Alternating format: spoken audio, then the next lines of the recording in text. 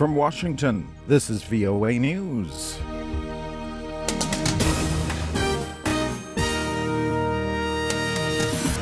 Iraqi Prime Minister vows to stay in office.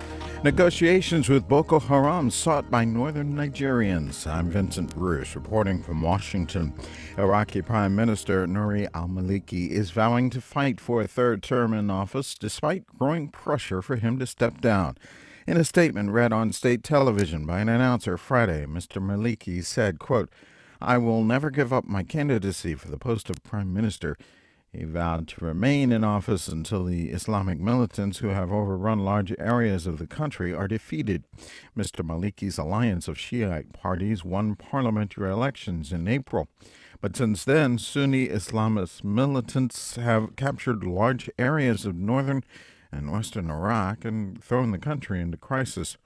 The country's leading Shiite cleric, Ayatollah Ali al-Sistani, said Friday that Parliament's inability to quickly form a new government was a regrettable failure.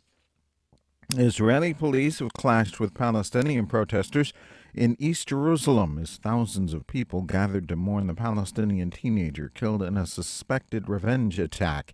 Palestinian demonstrators threw rocks at Israeli police and were met with tear gas and stun grenades Friday, in the third day of angry protests.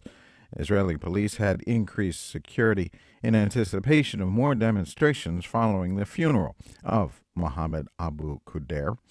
Friends and family buried the teen Friday in a cemetery in the Arab neighborhood of Shuafat. Qudair's body was found in a Jerusalem forest Wednesday, about an hour after he was forced into a car by unknown kidnappers. Authorities say they're investigating whether the killing was in response to the kidnapping and murder of 3 Israeli teens buried earlier in the week. More on these stories at voanews.com. In the northern Nigeria town of Chibok, residents are calling for the government to negotiate with Boko Haram militants to earn the freedom of 200 schoolgirls abducted nearly 3 months ago. Friday, members of the Chibok community held a news conference in Abuja, the Nigerian capital, where they also called for greater security to protect Chibok and surrounding areas from Boko Haram. There is still no reply from Russia or separatist leaders in Ukraine to Ukraine President Petro Poroshenko's request for a new round of talks Saturday. Mr. Poroshenko said he suggested a time and place for the talks during a phone call with European Union Foreign Policy Chief Catherine Ashton. He said he's waiting for the other side to confirm. South Sudan is preparing to mark 3 years of independence on July 9th, but an ongoing conflict and faltering peace process have prompted some serious soul-searching about the country's political future. VOA's Gabe Joselo reports on efforts to push a political reset in the form of a transitional government. While it should be a time of celebration, South Sudan continues to be torn apart by a power dispute between President Salva Kiir and his former deputy Riek Machar that turned violent late last year.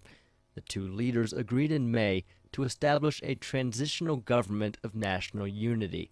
A month later, on June 10th, they set a 60-day deadline to form the interim government. But talks between the two sides have once again broken down due to opposition complaints about the exclusion of displaced people and groups in exile from the talks. Meanwhile, a group of British aid agencies warned this week that conflict, displacement, and a lack of donor funds could push some populations into famine in the coming weeks. Gabe Joselo, VOA News, Nairobi. At the World Cup, Germany and Brazil eliminated their opponents in the World Cup quarterfinals Friday, setting up an epic battle in the semifinals between what many believe are the world's top 2 football powers. Friday's first game, Germany beat European rival France 1-0 in Rio de Janeiro. In Fortaleza, 5-time champion Brazil used goals by 2 defenders and beat Colombia 2-1.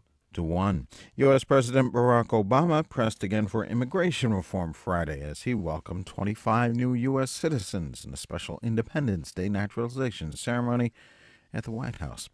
International and local human rights groups are demanding Pakistan discard its new anti-terrorism law the so-called Protection of Pakistan Act, and condemning it as a blatant attack on fundamental rights of the people.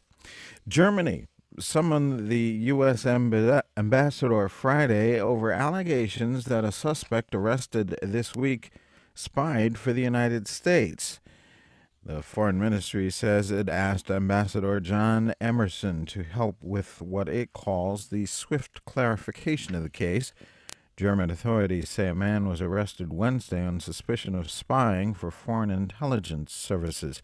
They did not identify the suspect or for which governments he spied. More at voanews.com 24 hours a day. I'm Vincent Bruce, reporting from Washington. That's the latest world news from VOA.